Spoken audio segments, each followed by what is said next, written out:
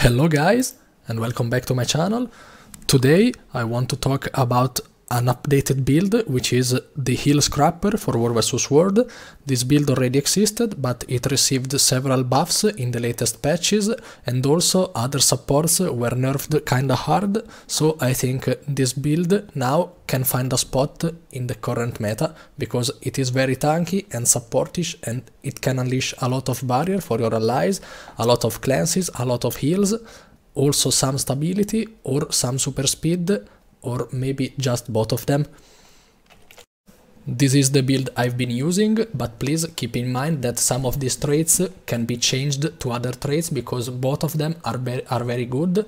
Please don't just copy this build, but listen to my explanations and when to use a trait or whether to use another.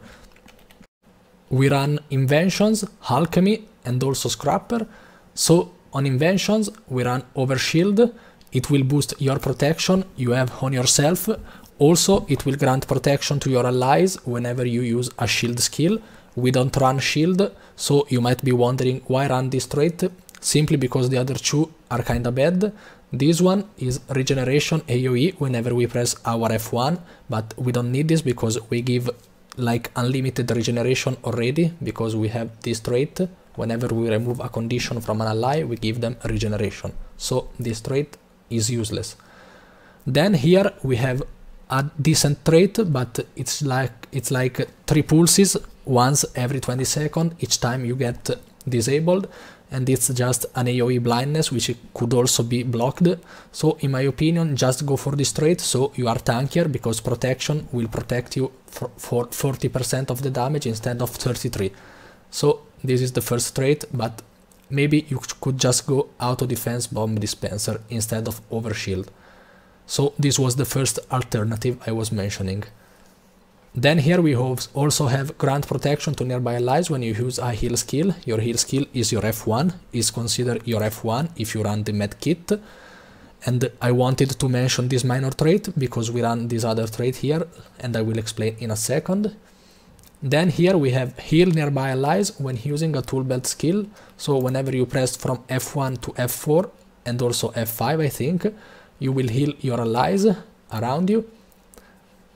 Then we have anti-corrosion plating. Here we have also an alternative. So on this trait we have a condi cleanse whenever when apply protection to our allies. So this is why I wanted to mention this trait here. And also we have, as an alternative, medical dispersion field. If you feel you don't need a lot of condi cleanses, you could just go medical dispersion field. Every 3 seconds, 7% of the healing you have applied to yourself will be shared to your allies around you. Once every 3 seconds, like permanently, you just have to walk around and be alive. So this is very good for additional healing, but if you need condi cleanses, just go anti-corrosion plating. On Alchemy, we run Health Insurance, which boosts our incoming healing by 10% and also our outgoing healing to our allies by 7% whenever we equip our medikit. Then we have Comeback Cure, which I already mentioned. We grant regeneration to every ally we can cleanse a condition from. So we cleanse a condition from our ally, let's say with this skill. We apply regeneration each time we cleanse a condition from them, so it's kinda huge. It's basically permanent regeneration to everyone in our party because we have a lot of condi cleanses.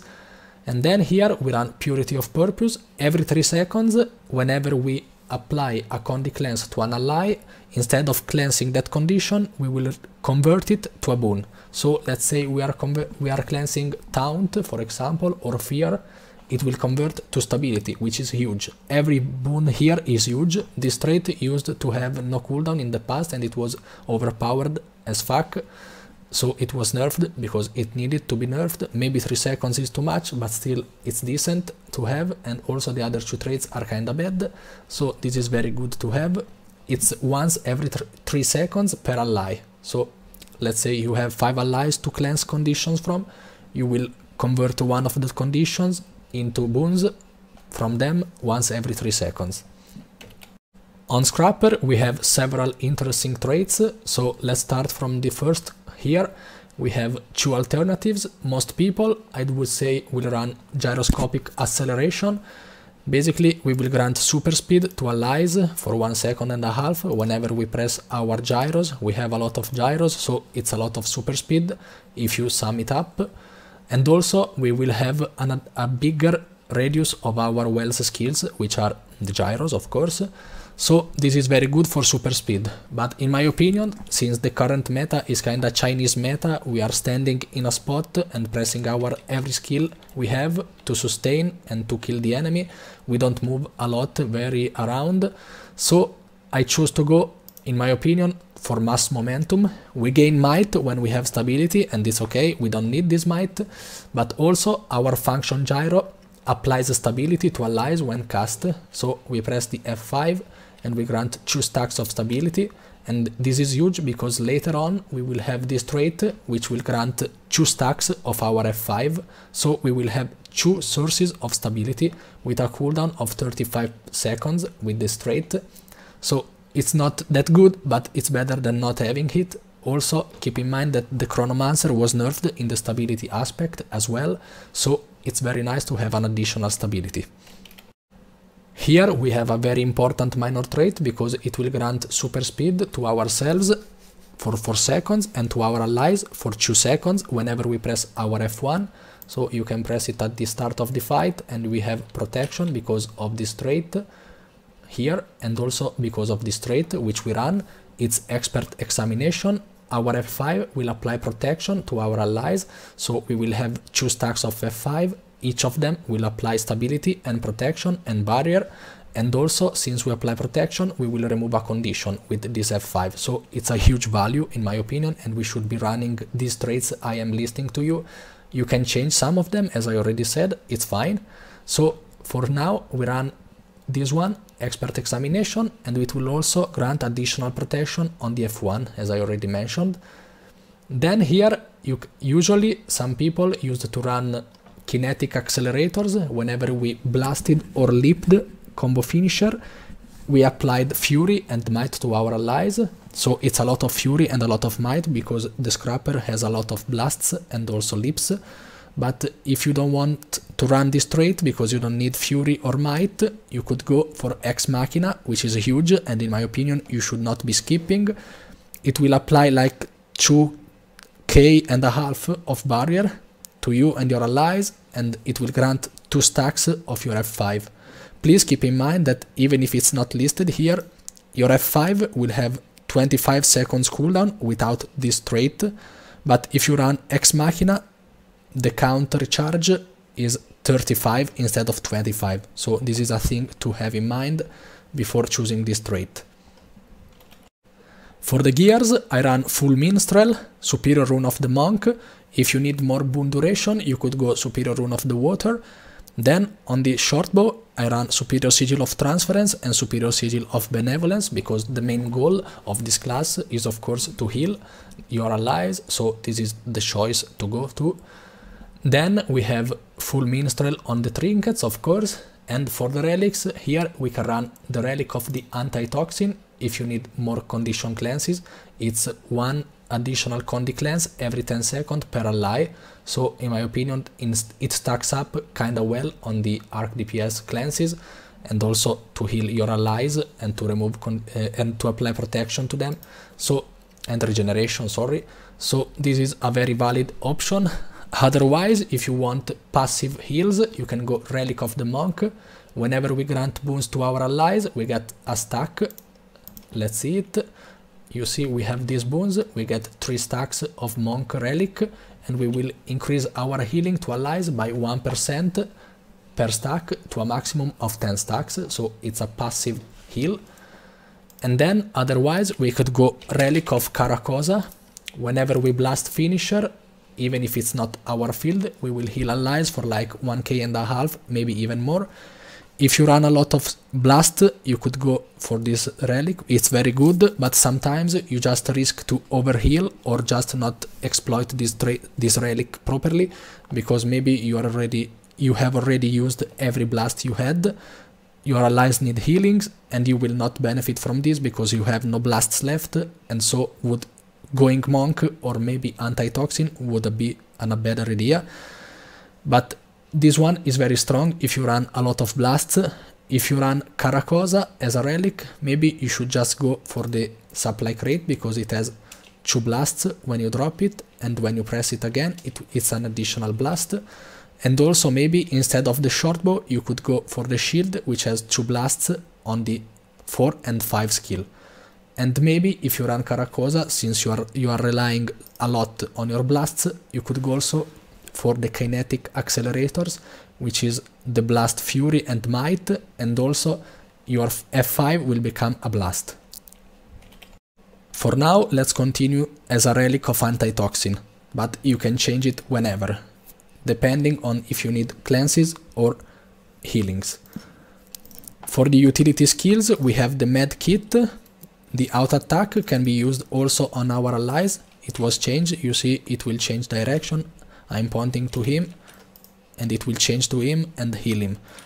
It will heal additionally for every boon on your ally, maximum 4 boons. All the time your allies will have 4 boons, so it will heal for the maximum. It's very decent to have to spam this heal if you have nothing left. The skill 2 will throw these heals and they will heal your allies. The skill 3 will apply some pulses around you and they stay in place, they will not follow you, and it will condi cleanse per pulse on your allies. The skill 4 is your panic button, basically because it will heal for a lot and it's instant. You can press it and you see instant heals to your allies and it's like 4k heals, so it's huge to have. Your skill 5, I recommend using it just a second before clashing on the enemies. You are clashing, it takes like 1 second to explode and it will apply a lot of regeneration, vigor and swiftness. The next utility skill is your elixir gun, which has 2 big skills. The first one is Fumigate, which will perform a big AoE condi cleanse in front of you, and it will not work to yourself, so just make sure you are a bit behind your Zerg. Let's say this guy is my Zerg, I stay behind and I cleanse him with my skill 3. It's totally 5 cleanses per target, so ideally 25 cleanses just by pressing this. So then we have the second good skill on the elixir gun, which is super elixir. You drop this AoE, which will heal on the landing, a big heal when it lands, and then every pulse will cleanse a condition and do a smaller heal. Then we also have this one, which is a combo finisher blast and is unblockable, and you can blast your own field, your super elixir, which is a light field.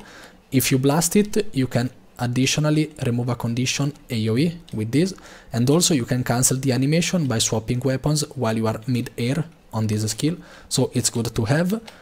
Then the next utility skills are Bulwark Gyro. It was changed, now it will apply a big barrier on yourself and then also on your allies, a pulsing barrier, and it's kinda huge. The barrier is big, like it's not too big actually, but it's 4 pulses, so it's very good to have, and it was recently buffed. Earlier it could redirect the damage from your allies to yourself and it was kinda suicidal to have, but it's very good now. You see a lot of barrier on the initial blast on yourself and on your allies, and then consequent pulses applying barrier. Then we have the Purge Gyro. It will apply a big gyro around you, which will apply conditions removal to you and to your allies. It's 5 pulses totally, so it's like the elixir gun skill 3. It will apply 25 pulses if you manage to land every pulse on allies which have conditions. So this is huge to have, and also don't forget that the gyros will have super speed on them if you run this trait, which I didn't run because I chose to go for the stability trait. For the elite skill, you could go maybe Sneak Gyro if you need additional stealth, and also if you need additional super speed if you run this trait. However, I would not recommend going for the Sneak Gyro unless you run this trait, and maybe even if you run it, you shouldn't be going for Sneak Gyro because there are better alternatives. When I was testing this build, I was running the Mortar Kit because the skill 5 is unblockable. It's an unblockable projectile which will land on the ground. It will form a combo field water you can blast to heal, your allies, and also it will pulse additional healing, so it's very good to have. You press it and then you swap back to your shortbow or whatever else you were doing, and your skill 5 will heal your allies for you just by sitting there. And also, since this AoE is static, and in the current meta we are static a lot, we don't move a lot, we will benefit from this a lot. And also here it's an interesting other 2 skills. This one, 3 skills actually. This one is a combo field poison. Don't forget that poison will reduce healing from enemies by 33%, which is huge. Your skill 3 is a combo field chill, ice, so it's a permanent chill for 5 seconds, once every second. And then we have blindness, pulsing blindness on this one. So I think this is kinda good in the current meta because we don't move around a lot. If you are not convinced by the mortar, you could go for the supply crate, which I already mentioned. It's good for the relic of Caracosa because when you drop it, it's a combo finisher blast. When you press it again, it's another combo finisher blast, and also when you drop it, it's 3 seconds of stun, which is kinda huge if you land it on an enemy which has no stability. In my opinion, just go for the elite mortar kit, but it's up to you.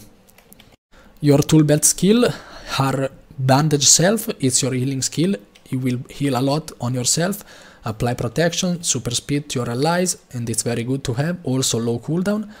Then we have the F2, it's your only break stun, you press it, you apply a lot of regeneration on yourself and on your allies.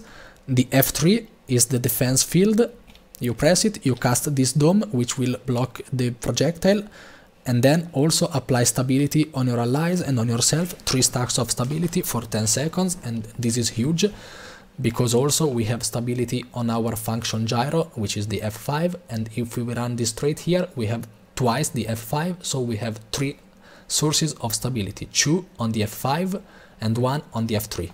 The F4 is kinda useless, is an AoE combo field poison, it's good to reduce enemy healing if you can hit them. And then the F5 is your function gyro, which is used mainly in PvP and PvE to revive enemies, to revive allies, sorry, and to stomp enemies. But in War vs World, since they will insta-die, just press them for the barrier, for the stability and for the protection. Don't consider reviving or stomping enemies with this skill if you are playing like anything more than 10 versus 10, because it just needs an interrupt to get cancelled, so it's kinda useless. Use this to initiate the fight with the stability, with the protection and with the barrier. Now let's get to the shortbow. It was introduced like 1 month ago to the game. So on the scrapper we have the skill 2, which is very low cooldown, like 3k barrier and also might.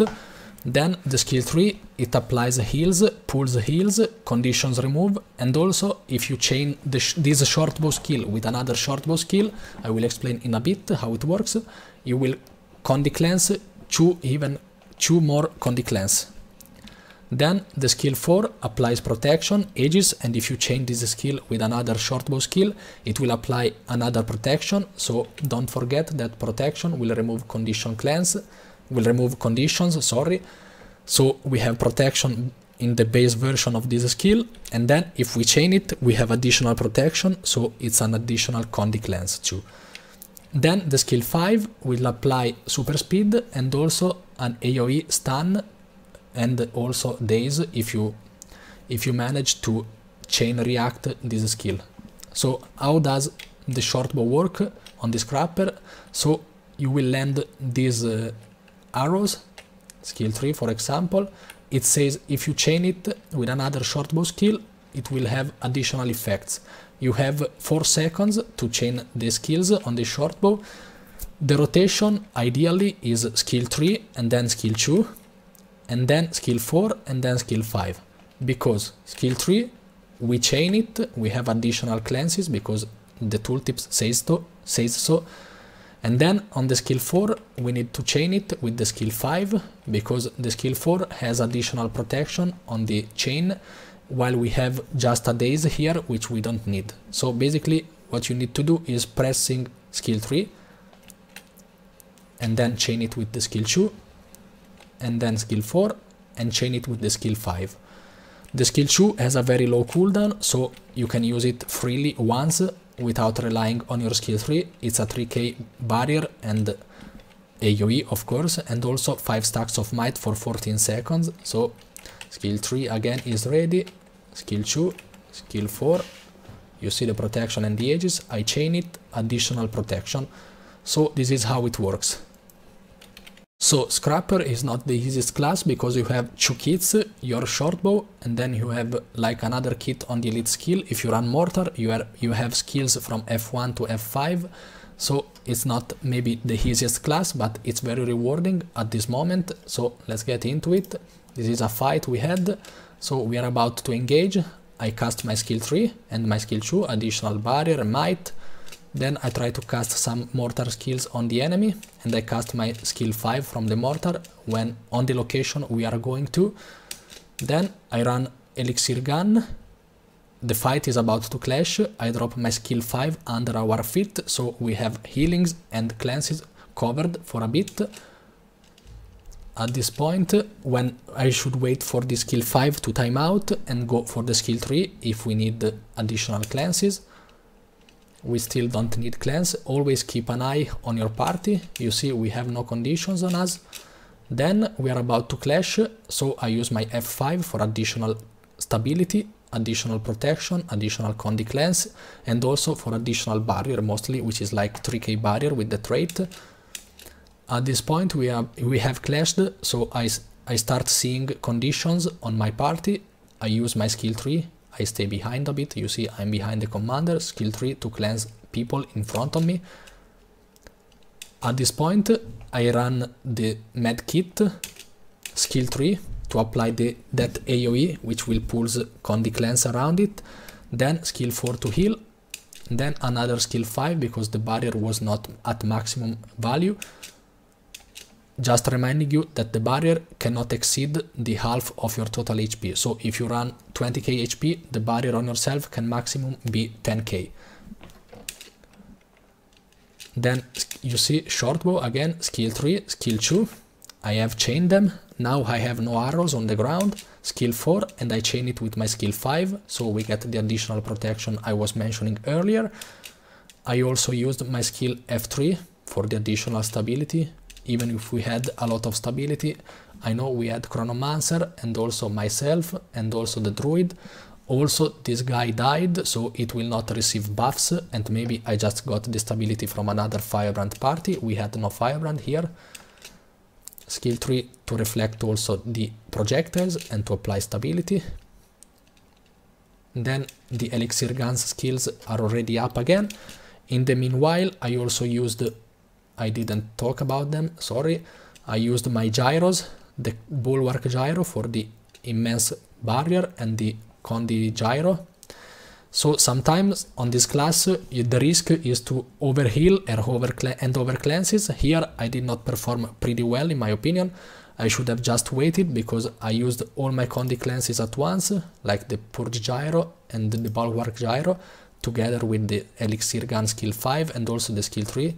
Like, let's say I needed condi cleanses now, I had nothing left, but still the fight was already mostly over because the enemies were dying a lot.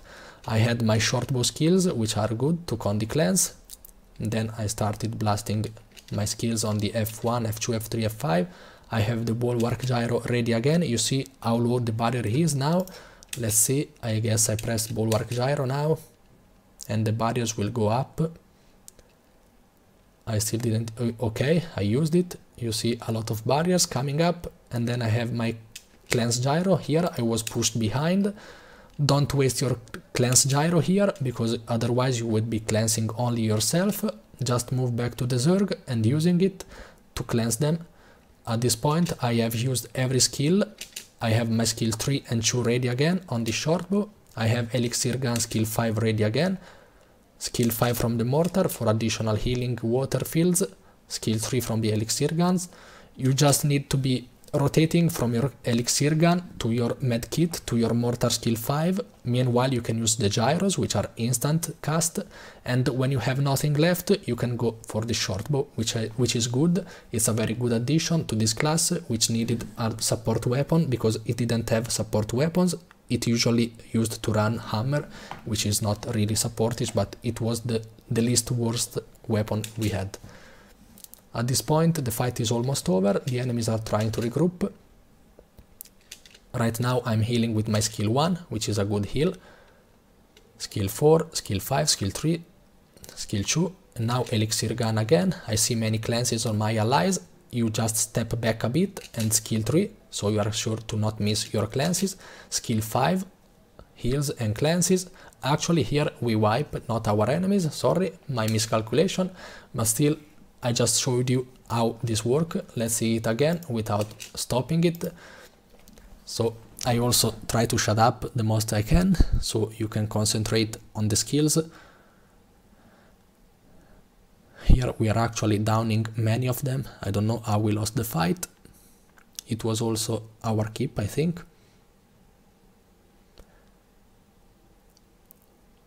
Basically on the elixir gun you use your skill 5 and skill 3, and then you just rotate everything else and wait for the skill 3 and 5 to get back, because they are very good to condi cleanse.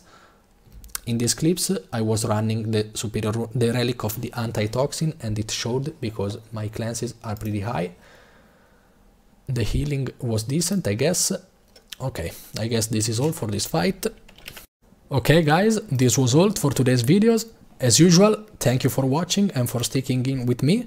Please consider leaving a like and a subscribe if you enjoy my content. This class is very fun to play. I'm glad it's back to the meta, maybe, because the other supports were just way too strong compared to the Scrapper, but now, since they were tuned down a bit, maybe the Scrapper can compete.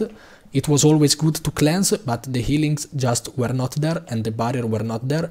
The only downside of the Scrapper is that it will not apply resistance. It has no way to apply resistance except the Purity of Purpose if you convert the Immobilize to resistance, but it's not reliable, like no.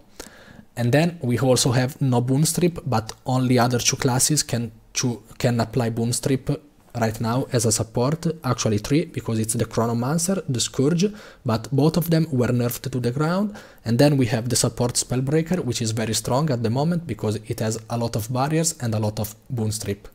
See you on to the next video, have a great night, bye!